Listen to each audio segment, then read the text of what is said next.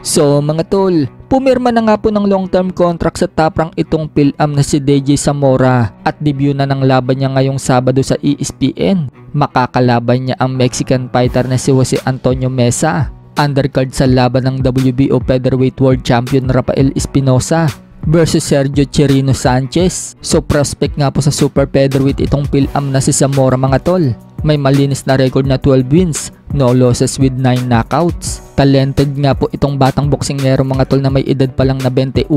Para nga pong mala Shakur Stevenson din ang galawan na ito mga tol. At accurate bumato ng mga suntok. Nakitaan siguro siya ng potensyal ni Bob Arum, kaya kinuha siya. So may bago na naman po tayong aabangan na boxer mga tol.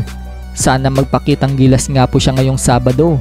Sa kabilang banda naman mga tol, na-elevate na nga po bilang full champion sa WBC welterweight itong si Mario Barrios. Ibig sabihin mga tol, siya na ngayon ang WBC welterweight world champion.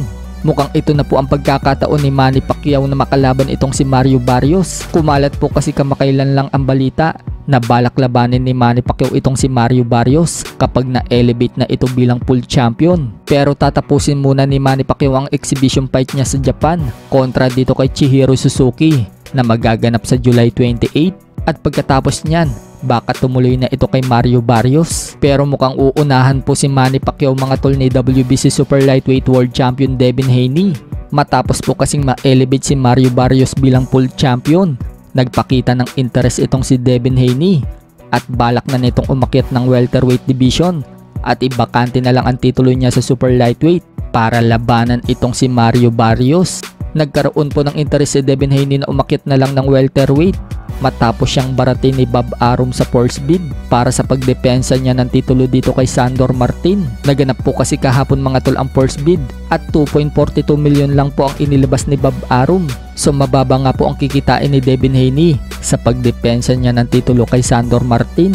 Kaya masama ang loob ni Devin Haney mga tol.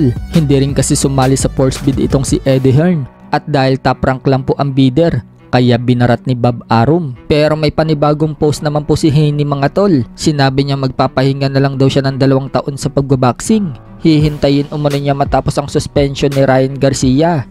At pagbalik, makikipag-rematch daw siya kay Garcia. Mag-i-enjoy muna daw si Haney. Magta-travel sa iba't ibang bansa.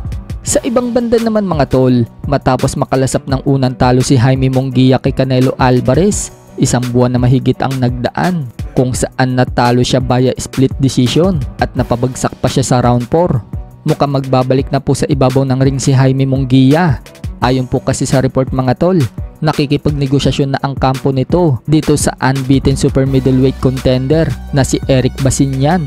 May record na 32 wins, no losses and 1 draw with 23 knockouts at balak daw ganapin ang laban na yan sa September 21 sa Arizona. Speaking of Canelo Alvarez naman mga tol, nagkasundo na nga po sila na maglaban ni William Iscal.